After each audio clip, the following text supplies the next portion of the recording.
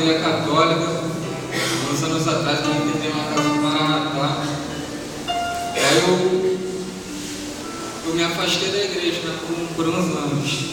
Foi uns 5 anos aí adorando assim um outro Deus. Aí, devido a ter ido lá para o Maranatá, né, eu já tinha feito retiro antes de me afastar, tinha até servido no retiro do Maranatá, muitos anos atrás. Aí, né, quando eu fiz o primeiro retiro, eu já conhecia todos os momentos, assim, e não lembrava de alguns.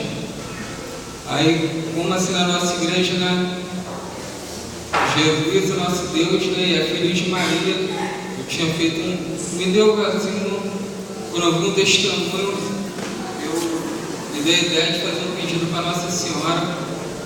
E assim, eu não me preparei assim, para dar esse testemunho legal. E como o irmão ali falou que teve uma visão, né, eu fiz um pedido para Nossa Senhora e foi atendido.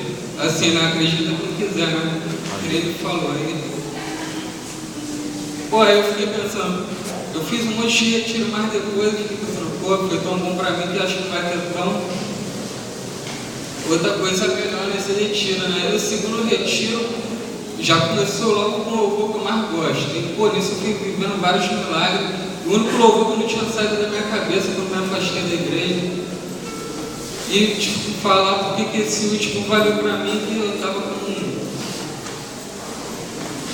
assim, os pensamentos muito ruins acerca de Deus, de Bíblia, de tudo isso aí.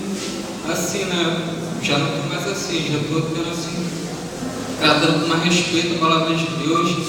E eu rezava o terço todo dia, tinha parado de rezar o terço, graças a Deus hoje rezei o terço, não fui trabalhar. E é isso aí.